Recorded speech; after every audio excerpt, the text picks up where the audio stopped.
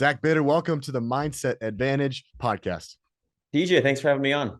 Absolutely, man. I'm really looking forward to this conversation today. I love talking to people like you, people that like to get outside of their comfort zone and really stretch how far they can push their bodies. And we're going to get into some of the things that you've done along the way. I think one of the best places to start is 100 miles, long distances, all day running. I think the first thing I got to ask, Zach, is why? Why do you do this? What's the why behind it? Yeah, that's a good question. I think like I've probably been alive longer, uh, wondering the same or not wondering the same thing actually, because I wouldn't have been aware of it. But like, had I been aware of it, I would have asked myself, like, what are you doing? What's wrong with you? But yeah, I think it's one of those things where I think when you get to doing something like a 100-mile race, it's usually something that you kind of end up getting to from other things. There's like a lot of bridges along the way that kind of lead you to your why. So for me, it was to a degree, like I got into running early on in life. I did kind of the track and field stuff in a little bit in middle school, high school, started taking it a little more seriously in college. And then kind of in the college age, I started kind of like looking at just the whole picture of just like, what do you actually do to get better at these races and why? Not just kind of like, okay, the coach said do this workout, so let's go do this workout. And then I also started kind of reflecting on just what I enjoyed about it. And to some degree, I wasn't like this top-notch collegiate runner. So I wasn't at that point in my life thinking, all right, I need to play my cards right here so that I have a professional career in running after it. My entire thought process at that time was I need to, get an education so I get the job I want and then, decide what I want to do with my free time when it comes to exercise and things like that. I was always into like a lot of like just sports and things like that. So I always knew there's going to be some component of fitness involved in my lifestyle. And then in college, I really kind of started to kind of appreciate running being that kind of main spot, that thing that I would kind of continue to do with some focus and some strategy and some purpose alongside whatever job I was going to do. And some of that was just like what I said, like actually getting into like the hows and whys you do what you do, kind of really learning what went into the process of peaking for a race. And when I was doing those kind of just exploratory time frame type stuff, one thing I realized is of the different workouts and the purposes of them, the one I really liked and enjoyed the most was the long run. So after college, I sort of pivoted a little bit in the kind of my training philosophy a little bit. I was maybe just a little bit burnt out from speed work and things like that. So I just built a pretty strong, higher volume foundation and just started doing some longer races off of that, some just marathons and things like that. I eventually, after maybe a year or two, start adding some speed work back.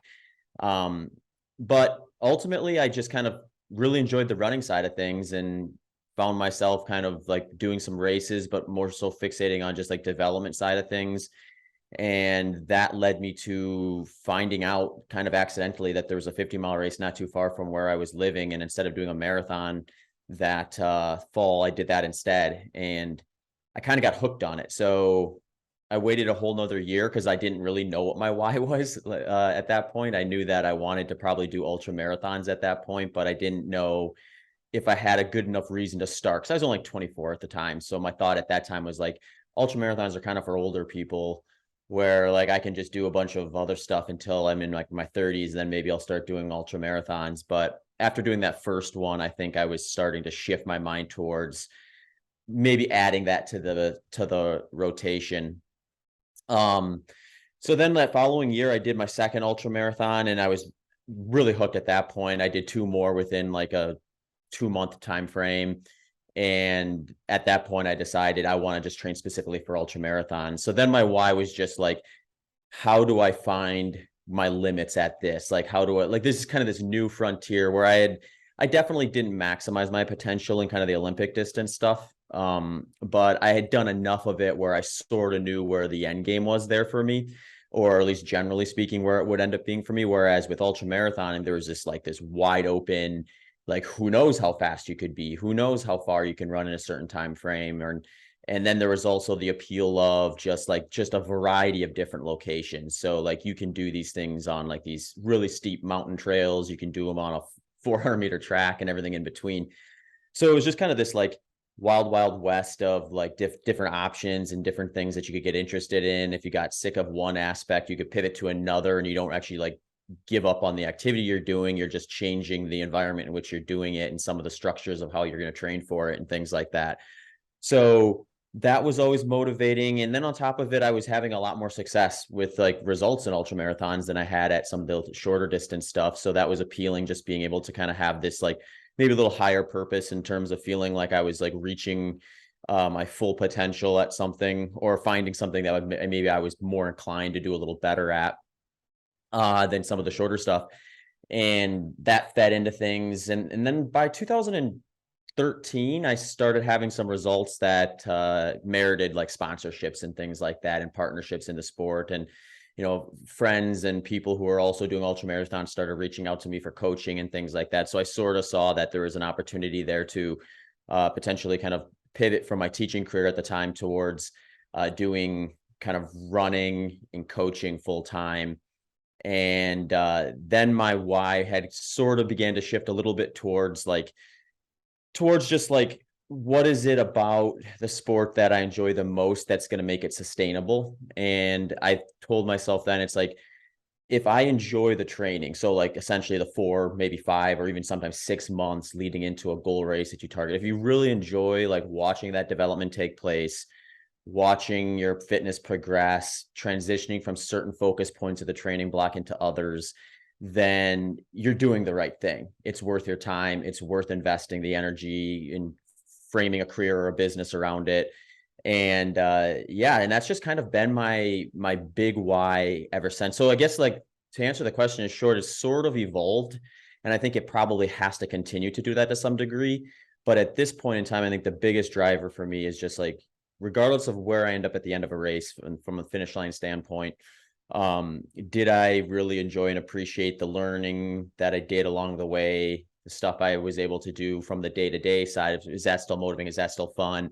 Is that still better than whatever I could replace it with? And every year when I kind of sit down to look at what races are available and what it's going to take to kind of get ready for them, the answer's still been yes. So that's kind of been my big driver probably for the last like 5 or 6 years, I would say. Yeah, that's awesome. It sounds like, just from getting to know you here shortly, Zach, that you're process oriented. You take, full ownership into what it takes to get into the race, the leading up to it. There's a quote that Dr. Jim Aframo said on my show once. He said, if you don't enjoy the process, you're not going to enjoy the outcome. Tell me a little bit more about the process of getting ready and how you, I don't know if the word is keep it fun, because I don't know if it is fun or not, but how do you keep it, enjoyable? How do you keep it motivating? Walk me through that, because I think, some might say, Zach, that it's easier to show up on race day. There's a bunch of people there. The spirits are high. Oh, that day in some ways might be easier than all the training, the 6 months leading up to it, give or take a little bit. Talk to me about the hard days. How do you get through the process? What does that look like? Yeah, I like to think if you're doing it right, 80% of it's fun and 20% of it sucks. So it's so you kind of have to like you sit in the 80% category for a good chunk of the kind of the year, so you stay interested. And then when you get ready to peak for the race, you lean into the 20% you don't want to do to make sure you're ready to go. But yeah, I mean, I think the way I like to sort of prepare for these things and kind of keep it as fun as it can be, and sort of make the stuff that's hard and kind of difficult, tedious, maybe a little bit inducing, still manageable, is have like a strategy where you're kind of pivoting enough from one focus to another so that you're not getting so complacent within it. And this can be seen at like a macro level where it's like, maybe I've been doing the same type of race for a while. It's time to transition to something completely different, so I can just kind of hit the reset button on that other focus. Or it can be a little shorter in nature, where it's like, all right, I'm going to really focus on developing, my short intervals for like 4 to 6 weeks. And then once I kind of see where my progress is there, and if it's at a point where I can say, okay, I've established the adaptations I want from that, it's time to move on to the next phase of training, those sort of things. I think having those clear like opportunities to change things are really important, because a lot of times I find when it does get really tough and hard is when, kind of like I said, like I'm here I am like training for the exact same race again after the last year and a half. And it's just really hard to feel like I can go through that exact same process of workouts again and feel as excited as I did the first time or the second time. Um, or it can be the end of like a specific training block where it's like I look at the schedule, it's like, oh, I got to do, 5 by 3 minutes hard again, or whatever it happens to be for the training session before, it's time to move on to something that's got a little bit of a different focus to it. So I find like the parts that get the most difficult are usually when you are either um coming back from some sort of like injury or layoff where it's like how fit you've been at that particular workout and it seems like it's a daunting long way to go. And it always becomes a mindset thing though then, because you can also reverse that and make it a positive. You're like, okay, well, I'm way far from where I was before, but the reality is then if I stay focused and consistent, I'm going to see a lot more frequent progress over the course of this versus if I'm like already almost there and I'm going to be like scratching and clawing for an extra 1-2% of development. It's like really hard to see that progress on the shorter term, in which can also kind of make it a little self-defeating at times. So I think really to sum it kind of up, it's like really there's always a way to look at everything in a negative way, but there's also a way to kind of spin it to be like, okay, well, here's the positive in it. Nothing's like all positive or all negative. So when things are becoming kind of hard, you have to just dig for those positive aspects in it and just find like, okay, well, this is what I'm going to focus on. This is the part that I'm really trying to achieve here, and focus your intents on that. If that makes sense. Yeah, it makes total sense. I have so many questions I want to get to, but before we get into that, I think first we need to go back a little bit. Can you tell my listeners just a little bit, for those that aren't familiar with you, what are some of the world records that you've broken? Tell me a little bit about your statistics so people can start to understand the world that you're living in. Yeah, so I think my first kind of like successful race that garnered some attention was in 2013. I broke the American record for 100 miles, ran 11 hours 47 minutes for that, and then went on to break the world record for distance run in 12 hours. So this sport's got a lot of different options in terms of kind of how the races are structured. Some of them are more standard where it's like a specific distance you try to run. Others are called timed events where you see how far you can get in a specific period of time. So depending on the event, you can sometimes double dip on those. So for me, I was fortunate where I broke 12 hours for 100 miles. So by staying out there a little bit longer, I could put up a 12-hour split without hitting 100 miles too. But by crossing 100 miles early, I got 100 miles plus whatever distance I covered in 12. So that really got me interested in kind of the flat, more runnable 100-mile type stuff. And I decided at the time, I was like, I'd be kind of cool to target the world record for 100 miles. And I thought it was within range based on my time for the American record. So I sort of set out on that being kind of part of my year every year as like a target to try to see if I could do a fast, controllable 100-miler. 2015, I was like really in a good spot to break it. I thought in hindsight, probably got a little aggressive in the race. I ended up breaking my American record, but falling short of the world record for 100 miles. I ran 11 hours, 40 minutes for that one. And then it took me a while. I kind of went back and forth between trail and runnable stuff for a while there, just to kind of, like I said before, just to kind of keep that fresh mindset towards the runnable stuff. But ultimately had a few failed attempts at the world record until 2019, where I went to this race called 6 Days in the Dome, where, I mean, they had events from as short as, it sounds silly to say short, but as short as 12 hours and as long as 6 days. So I mean, some people are out there trying to see how far they can run in 6 days, believe it or not.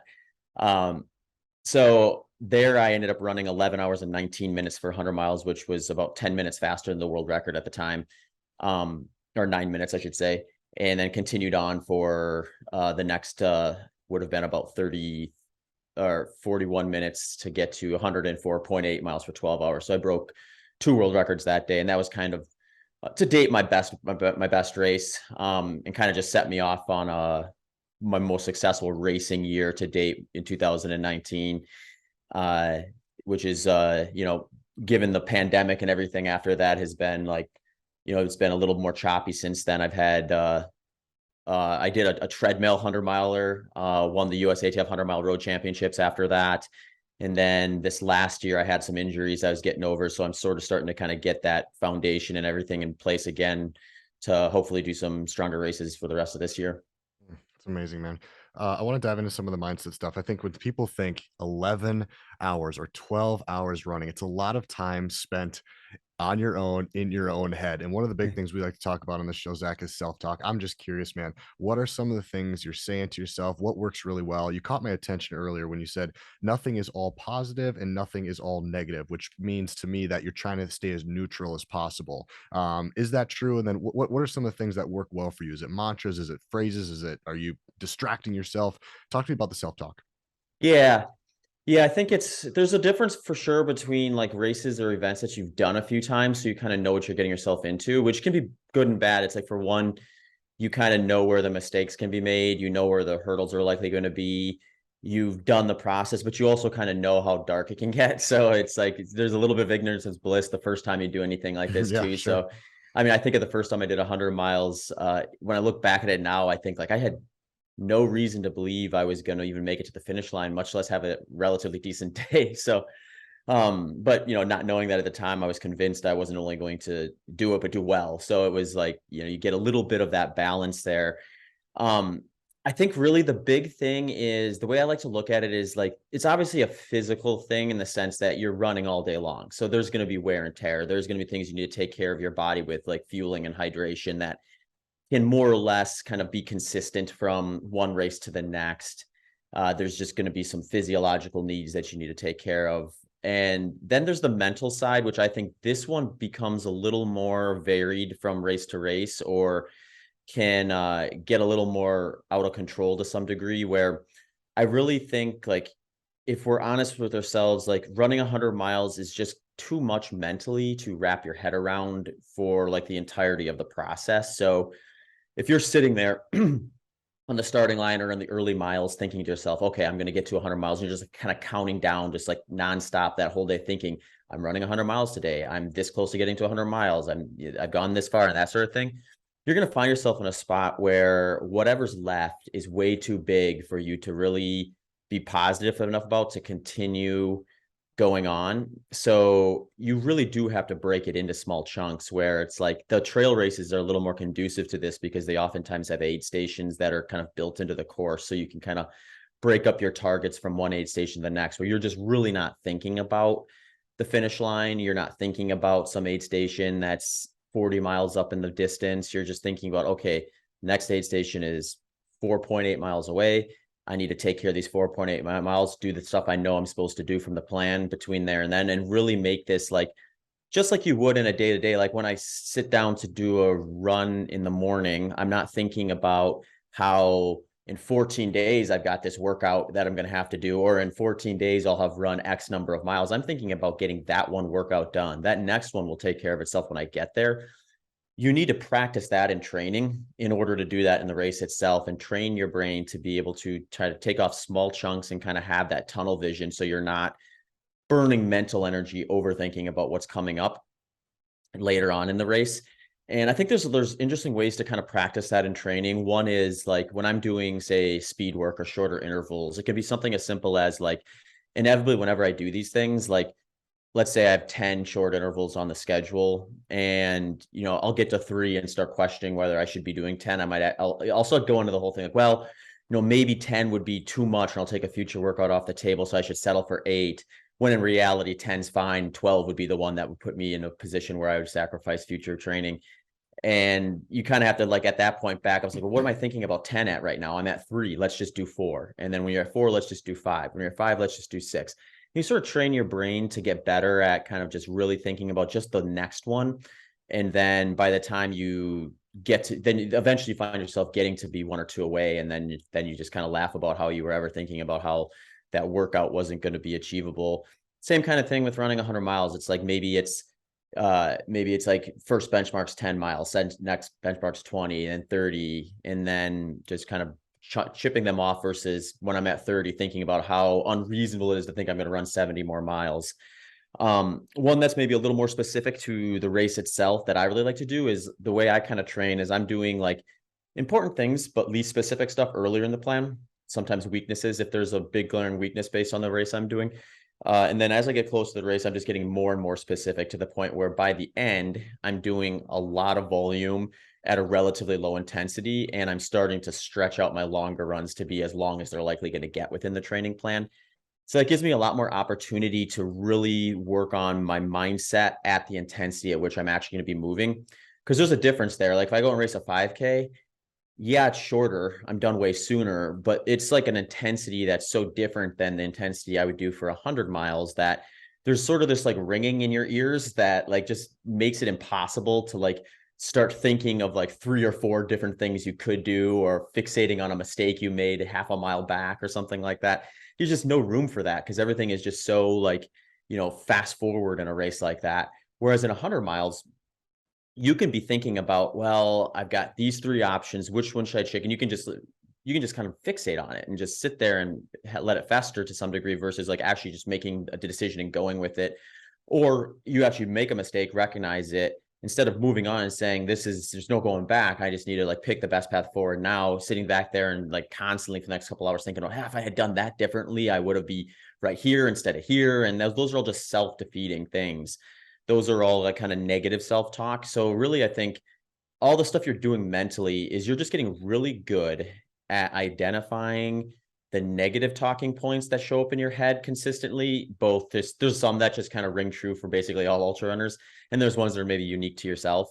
And then recognizing the positive ones so that when you do get into that conflict in your head about like how the day's going, you are able to sort of more intuitively skew towards the positive stuff.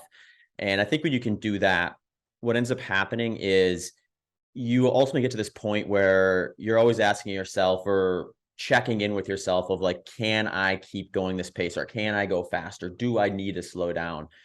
And the races I've had where I really nail it, I'm able to, when I get to those questions, when those questions pop in my mind, I'm able to say, yes, I can go a little faster, or yes, I can maintain maybe 2 or 3 times further than I would in a race that just goes okay, or a race ends up going badly. So to me, that just says like there's going to be those races where you're physically fit for it, so you have the tools to actually do what you're trying to do. Your pacing strategy was appropriate, and then ultimately your mindset is dialed into the point where when the going gets tough, I've got 2 or 3 more uh like bandwidth, I guess, points, maybe you call it, in your mind to be able to kind of push past the negative stuff and kind of refocus on the task at hand versus letting yourself fixate on things that are going to potentially go wrong or have gone wrong that you can't do anything about. Sure. In my experience with CrossFit, at least, one of my thoughts is that the mind stops before the body, Hmm. and we talk about this about getting back in. One of the things I teach Zach with my clients and my athletes is this term of green lights, yellow lights, and red lights. So in green lights, you're feeling good, you're in a flow state. Yellow, you're starting to slow down a little bit, and red, you're completely out of control. And what we try to do is try to compartmentalize and teach them how to get, when you start to have the awareness of you're slipping into yellow and red, how do you get back into green? So you kind of use the word spiraling thoughts. I'm Hmm. curious on, do you have a process or a tactic when you feel yourself slipping? Maybe it's not you at a professional level, but maybe it's somebody that you're coaching. They start having that negative self-talk, or I should just quit, or maybe today isn't the day, or they start spiraling down this path. How do you help them get back into it? Is it a one word mantra? Is it a focus? Is it something that they can use? How do you help somebody get back into it and prevent them ultimately, I would guess, from quitting? Hmm.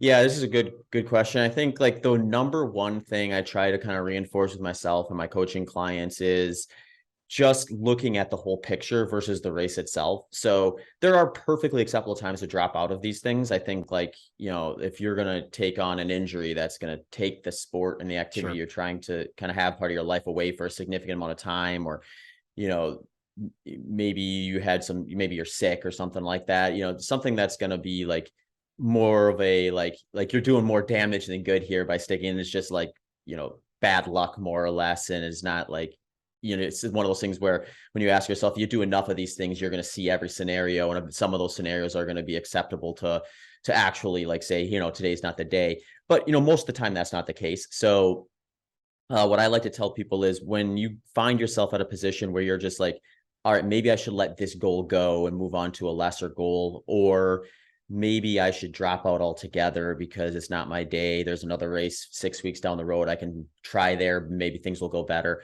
to ask yourself this, like when you're at the starting line, and this is maybe a little harder to do with these longer races because they are long races. But in reality, like if I start working with someone 6 months before their goal race and they're standing on the starting line, we're 99% of the way there. Like we did way more work, spent way more time in those 6 months preparing for that race itself. So even though it feels like the thing you were targeting is just getting started, you've really done almost everything already to get to the point where you can trust your fitness and trust that you will find yourself at the finish line. And there's a good chance you'll actually meet your goal too. We just need to finish this last 1%. So if you Mm. find yourself 40 miles into a 100-mile race and you're saying, you know what, things aren't going exactly the way they want right now, maybe I'll pull the plug on it. Ask yourself, are you willing to say, all right, that 99% that I've already done is is overshadowed by what I have to do for this next 1% in order to finish this opportunity. And I think when you think of it through that mindset, you're just going to be a lot more likely to identify when you can actually kind of just get through a hard point and then have it sort of like clear up and feel better.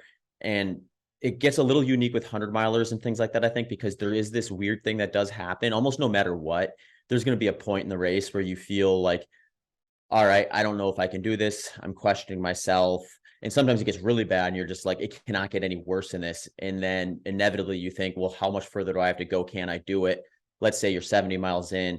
You start thinking about, if I feel this bad now at 70, how am I going to feel better over the course of 30 more miles? Like likely as far as you went in any long run or anything during the preparation phase. And that can be very daunting. But what ends up ultimately happening is these lows are temporary. And it's just hard for you to kind of compartmentalize in your mind that doing the activity that got you there in the first place can actually get you out of it. Because usually, like in life, it's different than that. It's like if the thing that got you where you got you is going to just get you there further if you keep doing it. Whereas with these 100 miles, you can feel really, really bad for a while. And if you just kind of like focus on a shorter term goal, take it one step at a time, you might find yourself 30 minutes later feeling as good as you did all day and just laughing about how miserable you felt 30 minutes ago. And you just see that. I think this is the value in like following the sport while you're training for it too, because you just like, or volunteering at these events and things like that, pacing and crewing another runner, because you just see people go through that process as an outsider. Mm. And when you see it happen, you start thinking to yourself, well, why can't I do that? Or you think to like, oh, when I was in that spot and I bailed out, I was right where they were there and they kept going and they ended up having a great race. They ended up running some of their best miles at the end.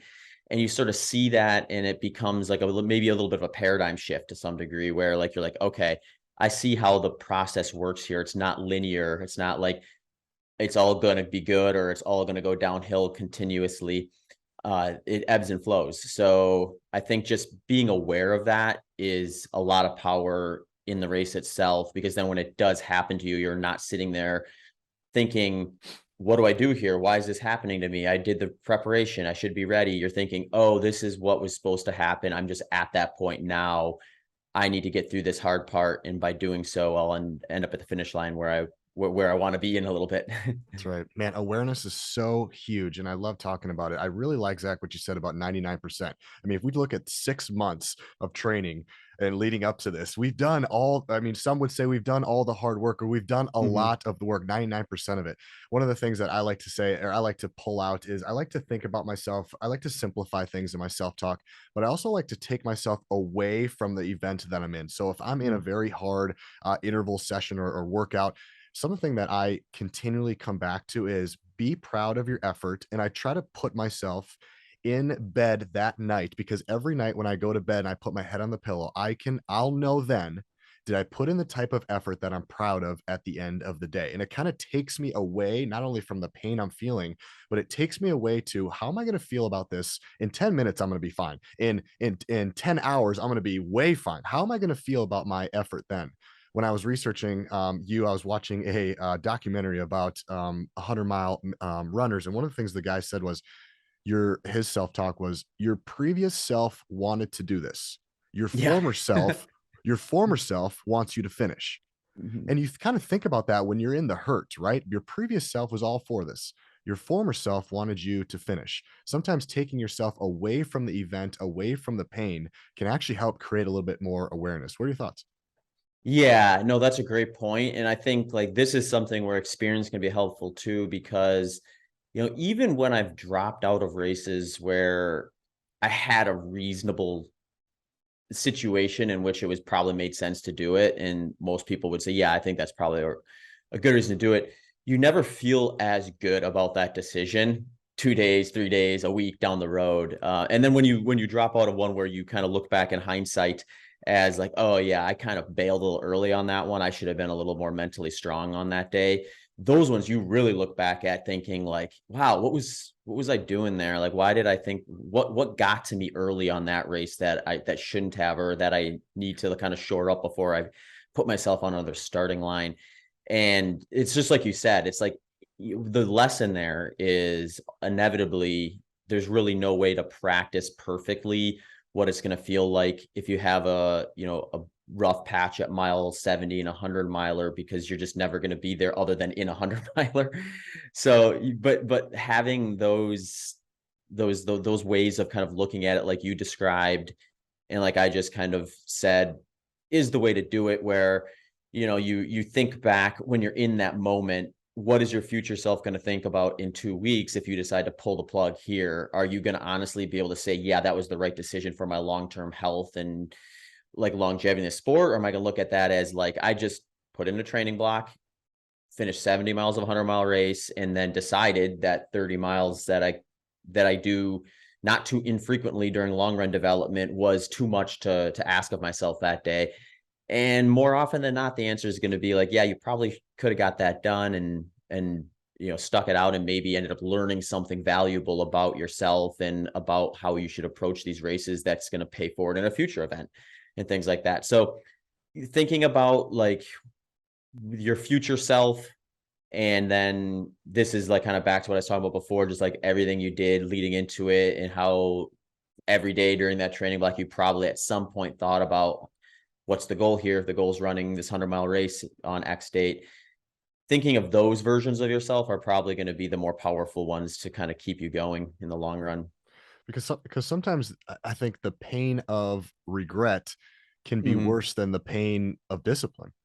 Yeah, for sure. Yeah, it definitely can. And I think like, I mean, I even see this sometimes in like just day-to-day training. I'll be out there doing a run or a workout, and you'll have an opportunity to stop early or something like that. And usually when I'm at my best, I ask myself, well, this afternoon, am I going to be happy about this decision? Like, is this decision going to be something that just feels, it's an immediate gratification? It's kind of like eating like junk food or something like that. It's like, yeah, this is gonna feel great when I do it, but am I gonna be happy about this in 15 minutes after I did it, or 60 minutes after I did it, and that sort of thing? And obviously I think that life's messy, so you're gonna have those things happen. And you probably don't want to be so strict that every little bit of junk food makes you feel bad about yourself. But if it becomes something that's like an everyday indulgence or a common mistake that is going above and beyond reasonable, then like you find yourself in a position where I think, yeah, you have to be like no like amount of kind of just like short-term discomfort or fatigue is probably going to outweigh the regret you're going to have if you continuously feel like you're failing, or continuously feel like you're falling short of what you're capable of. And I mean, if you're finding yourself in that situation too, it's probably worth asking yourself, like, what are your expectations, and are you actually meeting yourself where you're at versus overreaching? Because that happens too, especially in the sport of ultramarathon running, where sometimes I'll see someone's constantly falling short, Mhm. but it's not because they're mentally weak. It's because their vision of what they think they're supposed to be is so far and above what they're actually ready before. They're just inevitably going to fail unless they step back and realize, okay, I'm skipping a few steps here. I can maybe get to that person, but it's not in the next 3 months, or it's not in this next training block. And yeah, I mean, it gives you a lot to kind of consider and think about. But the more of them you do, and the more times you kind of benchmarks you set for yourself, I think the easier it is to kind of like pinpoint, like, well, what are reasonable expectations versus the potential pitfalls of stopping too soon in training and in races and things like that. Yeah, one of my favorite questions that I like to ask either new clients or a client that is about to get into a competition setting is, what does success look like here? let's paint the picture before we start, not only so I can have the answers and I can help you guide you along the way, but then also when we're done and we go through that reflective journey, we can look Mhm. back at not maybe the result necessarily, unless that's what success looks like to you, but maybe the things that you want to grade yourself on, which is usually something like effort, hitting your splits, having positive self-talk. I mean, the things that are more within your control rather than where you finished in the race. I'm curious, Zach, for a guy like you, it might be different being in a professional setting, but what does a successful race look like to you? When you're done, you cross the finish line, you go, "Yep, that was a successful race." What does that look like? Yeah, I think there's a few different ways to look at it. I think I know for me, like if I look at it through like probably the most long-term lens of where I would like to be at the end when I no longer have like PRs in front of me, or like when I'm at a point where to participate in the sport is going to be at a slower pace than what I do in my prime. I think, what I like to see is when I cross the finish line is, did the things I do during that build up both prepare me in a way where I was learning things about myself that's going to help me improve upon where I'm currently at. Because like you can have a really good buildup in a bad race. It doesn't mean the buildup was bad. It just means the race didn't necessarily pan out. So then maybe you take a little bit of time off, build back up for another race. It's not like you hit the complete reset button. It was like these things compound on one another. So I've had plenty of bad races off really good buildups, but those really good buildups showed up at a future race, and it just becomes a little harder to like attach it to that since it wasn't the actual buildup to that specific race.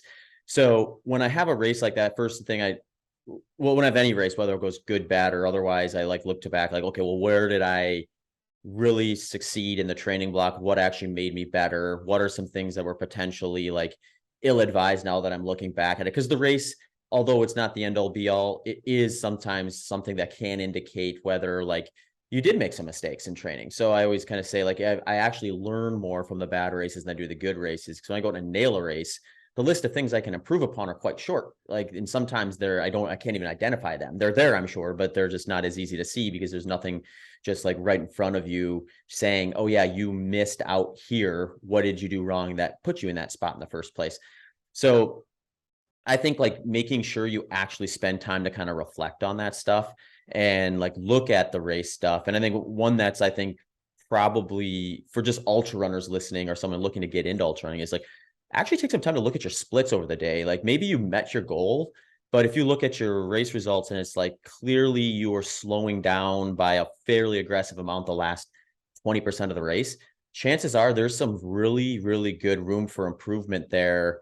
Even though you did hit your goal, there's like, maybe starting out a little bit slower is actually gonna get you to the finish line a little faster because the 15 seconds you made up for those first 30 miles aren't going to account for the minute or 2 minutes per mile that you slow down at the end of the race.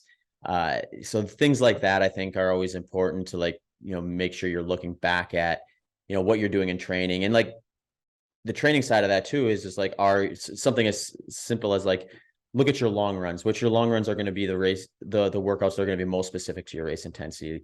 It's like, are they actually close enough to your race intensity to be good opportunities to practice the mechanics and the things you're going to actually do?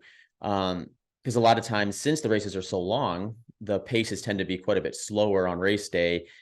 And that puts you in a position where even your long runs can sometimes be too fast. And then that kind of puts you in a position where you're incentivized, I think, both physically and mentally to kind of maybe push a little too hard in the beginning. So really being honest with yourself in terms of looking at kind of what the results tell you when you cross the finish line and how they compare to your training, regardless of whether the result was what you were looking for or not. I think there's always some growth opportunity there.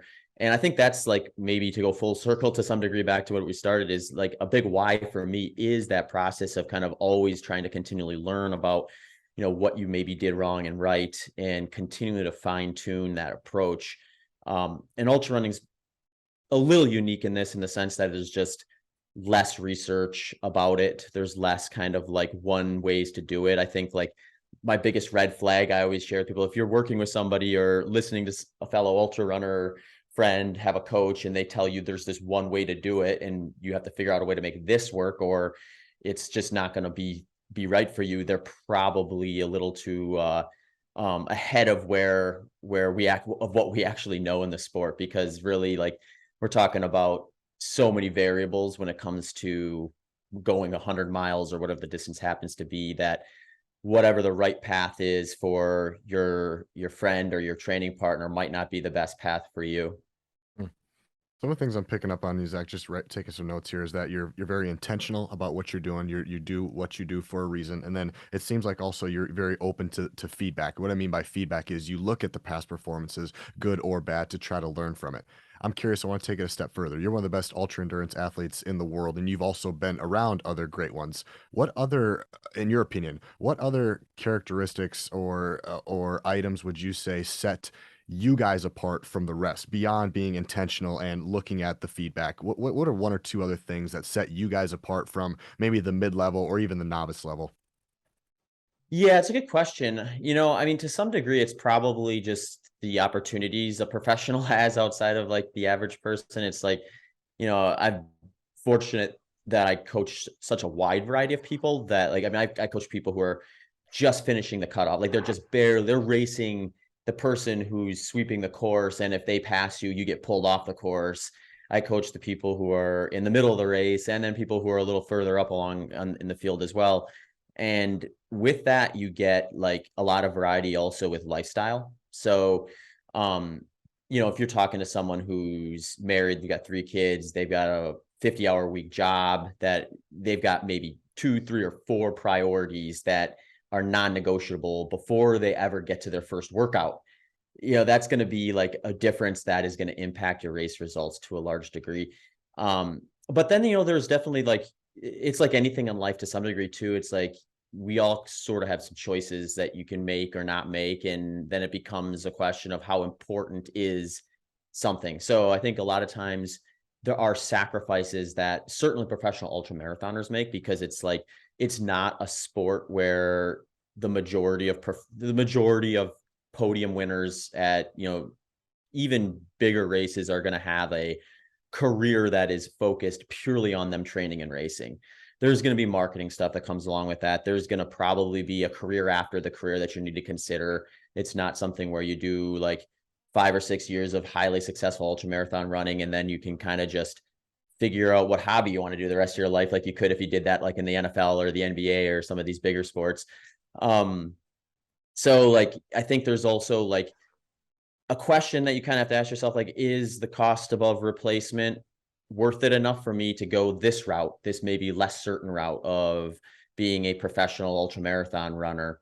I mean, I was at that crossroads at one point in my career too. I was like, do I continue building on my teaching career, or do I take this risk and become a professional runner and coach and just see if that works out? Because I think maybe I fail at that and come back to teaching and find myself in a position where I'm asking myself, I wonder how further along in this career I would be if I'd had 5 more years in the bank versus the 5 years I spent trying to make it as a professional runner or something like that.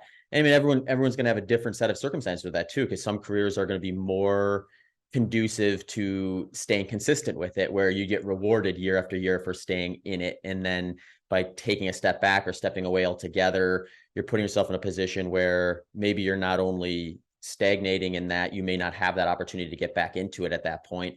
So I think another thing that separates it is just the ability to tolerate that risk of like going into something that's relatively unknown, relatively unexplored. Because like when I started ultra marathoning, certainly in the United States, there was very few people who were doing it at a professional level that anyone would consider like that being their full-time kind of career trajectory. Now it's like, it's not terribly uncommon that you see people like focusing at least primarily on their training and racing as being the driver of their like financial income at the moment. So yeah, there's still that big kind of risk of like, all right, I've got this 4-year degree. Do I start this, or do I decide to invest 20, maybe 30 hours a week into making sure I'm my absolute best come, June 1st, when that race is on the calendar? That's going to be very valuable for me when I negotiate my next contract and things like that. There's also, I mean, this is the other thing that's changed a lot with the sport too, is like, it's not all about race results either. It's like, there's a lot of stories in a sport like ultramarathon running. There's a lot of different personalities. There's a lot of interesting backgrounds. So like if you're just a very charismatic person and have some skills on social media, Yeah, you're able to build a podcast. It's sure. like yeah, I mean, a lot of times the race results get you that attention at Hmm. first.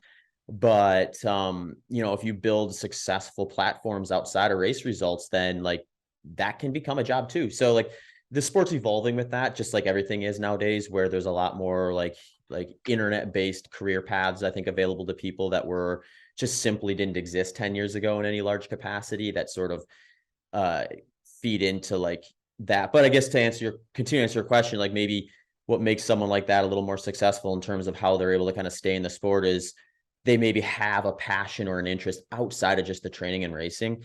And this is, I put myself in this category. Like if I really wanted to just train and race, I could do it. Like I could sit there and just say like, all right, I can get the bills paid and I'll have opportunities after my racing career is over to do something to supplement the economic side of my lifestyle. But I don't know that I would produce my best results by doing that. So like I think another thing, a sport like running where the impact tends to be the limiter versus what you can actually put out from a training standpoint. I mean, we see this a lot of times when you compare like Olympic track and field runners to like cyclists or swimmers. The volume is different because those sports are low impact, whereas running, the limiter is the pounding for the most Hmm. part. Hmm. So, if I put in a big training week, I'm still looking at maybe 20. If I get really crazy with a lot of cross training, I can maybe push that up to 25 hours, 30 hours on an odd week here or there. That's pretty rare though. I mean, that's still not even a full-time job. Like, so, so it's like, when it looks like, when I look at it through that lens, it's like, I got to have other things here that are both distractions from me over fixating on something that I just need to do and move past. Or like if I'm sitting there dwelling on a bad workout or dwelling on a bad race because I got nothing else to distract me from, then that's going to be problematic, I think. So then it's like another piece I think is, can you find those outlets in your life, whether it is a different job or is it a hobby or something that is different enough from the training and racing that you're doing to give you a reasonable outlet. So when things do go wrong or go bad and it's time to just move on, you have something to kind of distract you from that. So you're able to kind of make that next step and return fresh and excited to kind of keep doing it year after year versus being kind of a flash in the pan where you're ripping races up left and right for 1, 2, maybe 3 years. And then no one hears for you again. And they wonder what happened to so-and-so. For sure. Preventing burnout. I'd love to take it one step even further down. So maybe not the professional level, but just your people that like to do a marathon every year and they call themselves runners. That's their outlet. Mm-hmm. One of the things from I'm in the CrossFit space, like I said, in the exercise space, and I think one of the themes or sayings I find myself saying a lot is that it's the start that stops most people. And I think it's the same probably with running. Once you start getting out there and running, you're like, okay, I'm back. I'm feeling good. People talk about a runner's high. Same thing with fitness. Like once you get started, you're kind of good to go. You got the endorphins going, but the start is what stops most people. So I'm curious, and maybe that doesn't relate or resonate for somebody at your level, but beginner level, super novice. I like to go do the local marathon. The start that stops most people. How do you connect? How do you help people get beyond starting? And what I mean by that is just getting out to their runs, being consistent with their training, just kind of dealing with some of that stuff. Yeah, no, this is a great question. And I think the reason this can be problematic for people is because they don't just wake up one morning and just have this like thought enter their head unprovoked of, I'm going to go run a marathon or I'm going to start running. It's usually like they decide, you know what, I need to add some exercise to my life. I need to add another component to my lifestyle or something like that. What can I do?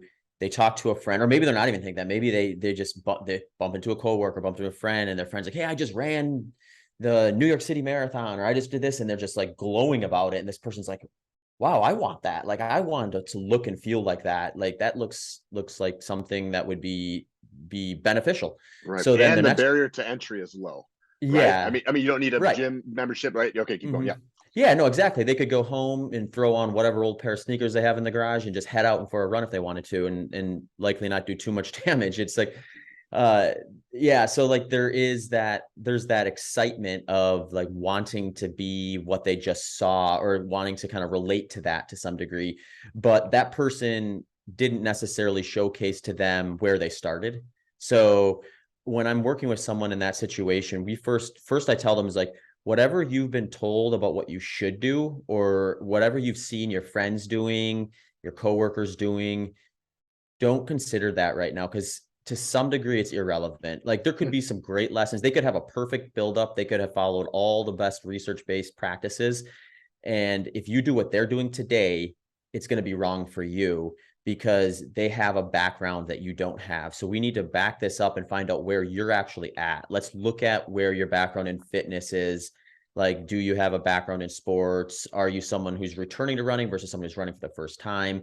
And I see this more and more in ultra running even now too, where we're just getting a lot more people who are coming. I mean, I've got a couple of people that I'm coaching right now that were offensive linemen in college. Can you believe that? Like, and they're like, I'm going to sign up for this ultra marathon. And it's like, that's just the way the sport is nowadays. And, you know, it's like with a person like that, who their background would suggest everything but running, you have to look at it and say like, okay, where are we now? We need to set this up in a way where like I'm giving you challenges that are going to stress your body, that makes your body say, hey, I need to get better so that that becomes more manageable, but not so much that it becomes something where they're going to fail on a regular basis, get hurt, get burnt out, lose motivation, or look at it and be like, this is so above and beyond what I'm ready for. I don't even want to get started because, you know, there's just no way I'm going to be able to do it. So that just ends up being like, I think a lot of that gets cleared up when you meet them with a manageable expectation versus an unmanageable one. And they build that confidence over time. I mean, I think of myself even like when I first started running college track and cross country, my coach, when I met with him, he told me about what the juniors and seniors were training like. And I remember thinking to myself, there's no way I'll ever run that much ever. And it's like, I mean, the mileages they were doing, I'm doing that one day sometimes in some of these races. So it's like, had I been told at that time, you know, your goal in future is to try to break the 100-mile world record, I mean, I would have laughed at you. I was like, not believing that I could even do that in a week, much less, you know, have an effort like that. So a lot of it is just like the timing of the expectations. I just recently on my podcast talked to a guy, Steve Magnus, who's a very popular coach in the running sphere about this. And I mean, he's got an interesting story because he was like world-class miler in high school and ended up running his fastest time before he even entered college and has never run faster than that. And part of that was just, I think he had this global view of what the expectations were for him as an athlete at a very, very young age. And what that did is it set him up for failure essentially, because now the expectation was, I have to get there. If things aren't going well, it means I'm not working hard enough. Therefore, I need to double down on the things that I'm already doing wrong. And yeah, and then kind of lose yourself in it. So like, I think like keeping them in a little bit what I call a local view of where are you now and what are manageable expectations that are going to really get us where we want to be in the long term and make this something that can be a part of your life for as long as you want it to be versus something where you're in and out in a couple of years because you just overreach constantly. That's the sweet spot with it. And then when you get to the micro side of things where it's just like, you know, that random day we all have these, I had these where you wake up. I mean, the famous one is David Goggins when he's talking about like, I stared at those shoes for 30 minutes before. Whereas it's such a starting thing, right? It's like once he put them on and went out and started running, he was like, finished that run and he was stoked that he did it. But had he like fell for his first impulse, he would have, you know, skipped out on that run. So I like to call it distance of choice. This is actually a workout that my college coach would give us where it was like during a time of season where we were kind of we're pushing the training load enough where it's like, there's going to be a need for a rest day or an easier than normal day in here somewhere, but we want to kind of find it where it meets the individual versus just formulaically programming it. In distance of choice, all that meant is you're going to put your shoes on, you're going to go out for the run. If you feel miserable half a mile to a mile in, stop, walk back. If you're feeling better once you get moving, you probably don't need recovery. You just need it to kind of get jump started. So, you know, go for that 60-minute easy run and then, you know, call it good at the end of that run or something like that. So sometimes it's that too, where like, if you don't give someone the option just to like completely bail out on it, then they put themselves in a position where they discover by getting just far enough into the workout that, oh, I actually do feel good. This is actually going to be a positive decision for me to do this versus a negative one. And I find myself benefiting from that and doing runs that I normally wouldn't have done. And then also skipping out on runs, because it works the other way too. If I would have said like, no, this is time to go hard, I'm doing the 60-minute run no matter what, and then I get to a half mile or a mile, and I feel miserable, but I force out that next, 50, 53 minutes, whatever happens to be, then like that, maybe that wasn't good for me. Maybe I needed a distance of choice day that ended up actually being like basically a rest day. Yeah, there's something about knowing your body, and I think you don't know though until you kind of get going. That's Mm-hmm. phenomenal advice, Zach. As we close down, man, I'm just enamored. I love hearing and hearing about the stories and the feats and everything that you're doing. Something I like to ask people like you is, what's something that, whether it's a training partner or at a race or I don't know, a story you've been told, what's something that you have been told or seen in your endurance world that has impressed the hell out of you? I mean, what you do is beyond impressive, but is there something out there where you're like, you saw it live or you heard a story, maybe it was in training or maybe it was on a race day and you were like, holy F, that is amazing. What's blown your mind? Yeah. Yeah. There's a lot of those in this sport. It's, um, okay. Here's one that I think stands out quite a bit. It sort of does. I mean, the guy's a legend, so to some degree it like makes sense. But there's a guy, Killian Jornet, who most people consider him the best mountain ultra runner of all time. He did a race. There's this race called the Hard Rock 100. It's like it's not the hardest race out there, but it's up there. And it's just it's in the San Juan Mountains. Like you're at or above basically 10,000 feet the most of the time. Steep technical climbs and descents. You can have weather systems blow through at the top of some of these peaks and things like that. So there's legit danger there. He fell and dislocated his shoulder like I think it was in the first 10 miles of the race. He took off he turned his jacket and his pack into this like pseudo sling and just like slinged up his arm and Get ran out the of here. remainder of the race like that and won it. Oh, Yeah, yeah. And I mean, there's a lot of, you could probably pick 3 or 4 of his efforts and look at it as like, just wow, how did he manage to do that? Um, but yeah, I mean, there's other ones like, and some of them I find it interesting, like with training too, where like I've been able to train in areas where other people have, and there's a guy, Jim Walmsley, who's just been tearing up ultra marathons now for the past few years and broken a lot of course records on, especially on the runnable stuff from 100 miles and below. And he lived not too far where I used to live in Phoenix for quite a while. And there's this spot called Mount Ord that it's this 7.5 mile climb that's got 5,000 feet of climb. So you just go up, basically straight up for 7.5 miles, and you come down. And there's this like, it's like you call it a double pass where you go up, down, and then you do it again. So it's roughly 30 miles, almost 10,000 feet of climbing and descending. He has like there's the course records on these things, so they all get documented on this app called Strava now. And he had this build up in 2016 where he did a double pass on that like I went out there and I'd used that route a few times when I was training for the San Diego 100. I just remember looking back at that, just like the splits he had, especially on the descent, that were just kind of mind blowing to me too. So that's like maybe one that's a little off the record from the race result side of things that um stands out to me.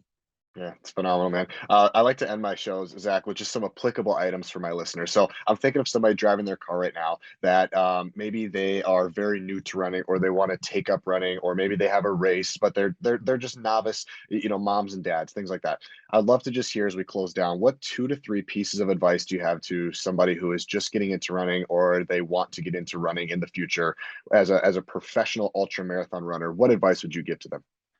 Yeah, this is great. For one, regardless of the distance, because there are people who are like, I've never run before, I'm doing this 100-mile race. Like those people exist and they're not going anywhere. So regardless if that's you or if you're like, I'm going to do 5K first, then 10K and work my way up, always start where you're at, but be consistent.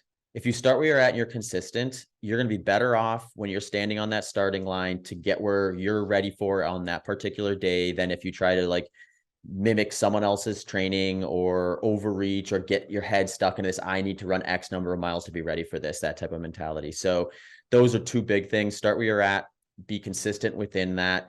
And then my third piece would be, when you pick your race, it's likely going to be down the road a fair bit. You're not going to be as motivated every day from that starts to that finish as you were the day you clicked yes on that registration and officially signed up for that race. So once you do that, scaffold out your training so that you have small benchmarks to hit along the way. That's going to keep you focused on the short term and give you short-term wins that you can stay excited and motivated about. So you're not just constantly thinking about how you're trying to get to that starting line and how this one workout 1/3 of the way in is either going to make or break that sort of a effort when it does come.